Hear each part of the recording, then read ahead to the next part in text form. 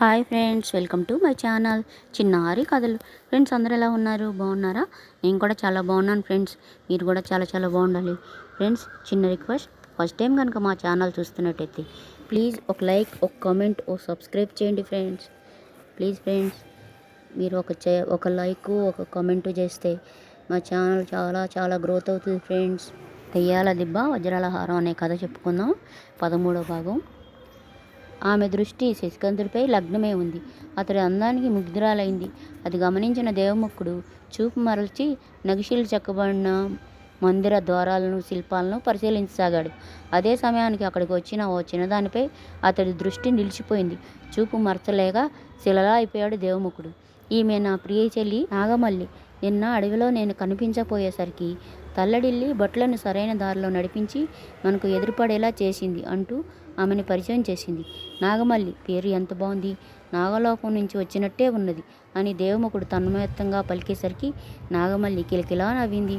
అది దేవలోక సుందరి నవ్వు కాక మరొకటి కాదు అని దేవముఖుడు పలికేసరికి అతడి భుజం మీద చరిచాడు శశికాంతుడు. క్షమించండి యువరాణి, నా మిత్రుడు ప్రకృతి ఆరాధకుడు అన్నాడు.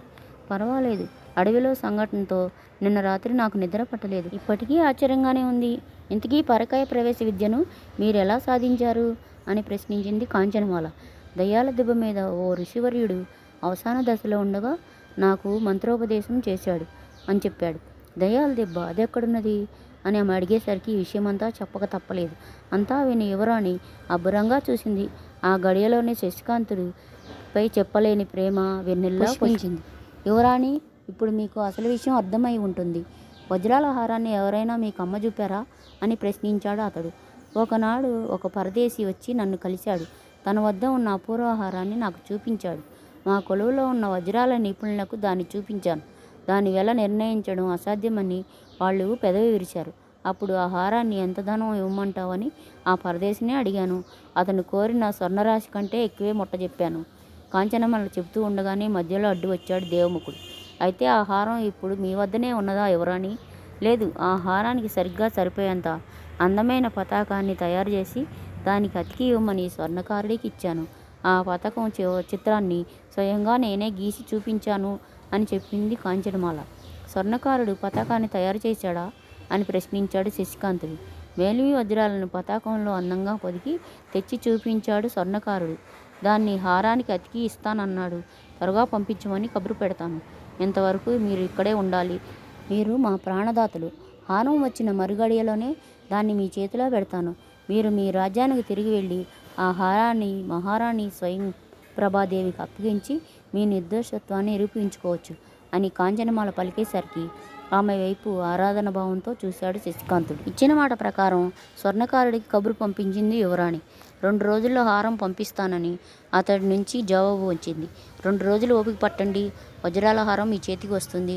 అంతవరకు నా అతిథులుగా మీకు బందీకాన తప్పదు అంటూ కాంచనమాల నవ్వగానే ఆమె పలువరస తలుక్కుమంది. శశికాంతుడు ఇబ్బందిగా చూసి చిరుమందహాసం చేశాడు. చందమామలా అందంగా నవ్వడం తెలుసు కానీ మీకు చతురోక్తులు విసడం రాదా అని క్రీగింట చూసింది. ఆ సమయంలో దేవముఖుడు ఉద్యానవనంలోకి వెళ్ళాడు. చతురత తెలిసినా అన్ని వేళలా సాహసం కూడదు యువరాణి అన్నాడు అతడు. చతురమైన మీ సాహసం చూడాలని ఉన్నది అంటూ కవ్వింపుగా చూసింది అందాల రాశి. దేవతలు వరమివ్వకపోయినా కన్నుల ముందు దేవకన్య ఓలే ఆహ్వానం పలికిన ఆమెకి వెనుదిరిగే సాహసం సాధ్యమా? సామాన్యుడికి నీ చెయ్యి అందుకోవడం సాధ్యమా అని అన్నాడు. నా ప్రేమను పొందే అర్హత మీకు ఉంది. నా ప్రాణరక్షణ గావించిన మిమ్మల్ని మనసారా ప్రేమిస్తున్నాను అంటూ సిగ్గుతో తలదించుకుంది కాంచనమాల. ఆమె చేయి పట్టుకొని మృదువుగా నొక్కి వదిలాడు శశికాంతుడు. ఇద్దరు కళ్ళు కలుసుకున్నాయి. ఏమిటలా శిల్లా బిగుసుకుపోయారు? ఉద్యానవనంలో ఎదురుపడిన నాగమల్లి అడిగింది. అపూర్వ అందాన్ని చూస్తే నేను అలా శిలనైపోతాను అన్నాడు దేవముఖుడు తన్మయత్వంగా. కిలకిలా నవ్వింది నాగమల్లి. అలా అయితే ప్రమాదమే.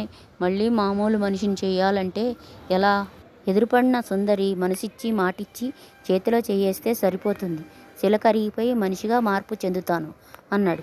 అయితే శిలగానే ఉండు, నాకు పని ఉంది, వస్తాను అంటూ కిలకిలా నవ్వుతూ పరుగులు తీసింది నాగమల్లి. దేవముఖుడు నిరాశగా చూస్తూ ఉండిపోయాడు.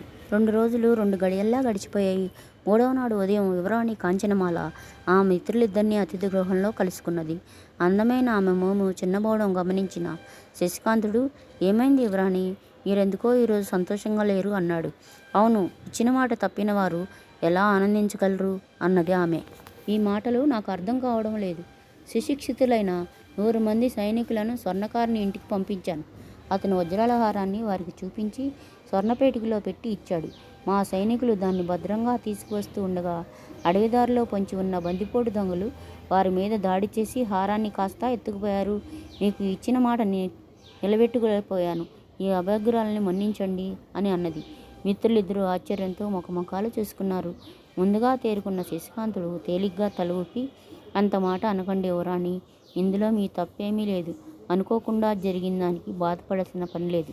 మాట్లాడుతూ ఉండగానే అతని కంఠం గంభీరంగా మారిపోయింది. ఆ హారం ఎన్ని చేతులు మారినా నేను వదిలిపెట్టను. దాన్ని పాతాళ గర్భాన దాచినా పట్టుకుంటాను. నా నిర్దోషత్వాన్ని నిరూపించుకుంటాను. మీరు ధైర్యం వహించి సంతోషంగా ఉండండి అని శశికాంతుడు చెప్పిన మాట తర్వాత కాంచనమాల ముఖంలోకి కళ వచ్చింది. వజ్రాల హారానికి సంబంధించిన ఓ చిన్న ఆధారమైనా దొరికేంత వరకు ఆ రాజాన్ని వదిలి వెళ్ళకూడదని మిత్రులిద్దరూ నిర్ణయించుకున్నారు. రాత్రి భోజనాలు చేసిన తర్వాత అతిథి గృహం బయట పిట్టగోడను ఆనుకొని నిలిచి ఆలోచనలో పడ్డారు. ఉద్యానవనం నుంచి సమీరం మోసుకొస్తున్న పూల పరిమళం వారిని ఆహ్లాదపరచలేకపోతున్నది.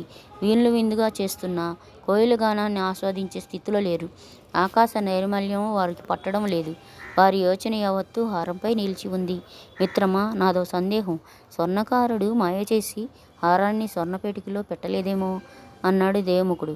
రాజులతో వ్యవహారం, ప్రాణాలతో చెలగాటం కదూ, అలా చేసి ఉండడు. కానీ ఇంకేదో మాయ చేసి ఉండొచ్చు అని నాకు సందేహంగా ఉన్నది. అయితే ఏం జరిగి ఉంటుందో అంచనా వేయలేకపోతున్నాను అని చెప్పాడు శశికాంతుడు. ఒకవేళ ఏమాత్రం విలువలేని దొంగహారాన్ని స్వర్ణపేటికలో పెట్టి అసలు హారాన్ని బందిపోటు దొంగలకు ఇచ్చి ఉండవచ్చు కదా అన్నాడు. అసలు హారాన్ని కోటకు పంపిస్తున్న సమాచారాన్ని ముందుగా దొంగల నాయకుడు తెలియజేసి ఉండవచ్చు. ఏదైనా జరిగే అవకాశం ఉన్నది. అయితే ఒక విషయం మాత్రం మనం తేల్చుకోవాలి అంటూ ఉద్యానవనంలోకి అడుగు వేశాడు శశికాంతుడు. ఏమిటది? ప్రశ్నిస్తూ అతన్ని అనుసరించాడు దేవముఖుడు. స్వర్ణకారుడు భూషయ్యకు బందిపోటు నాయకుడికి మధ్య స్నేహం ఉందో లేదో మనం ముందు నిశ్చయంగా తెలుసుకోవాలి. ఎలా? చెబుతాను. అర్ధరాత్రి సమయంలో మనం ఇద్దరం బందిపోటు దొంగల్లా వేషాలు మార్చాలి అంటూ శశికాంతుడు చెప్పగానే ఉత్సాహంతో చిన్నగా ఏలవేశాడు దేవముఖుడు. ఫ్రెండ్స్, మా కథ నచ్చిందా? నచ్చితే 14వ భాగం రేపు చెప్పుకుందాం ఫ్రెండ్స్.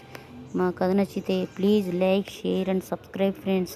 సబ్స్క్రైబ్ చేసినాక పక్కనే ఉన్న బెల్ గంట నొక్కండి. మా నోటిఫికేషన్స్ అన్నీ మీకు వస్తాయి. ఉంటాను. బాయ్.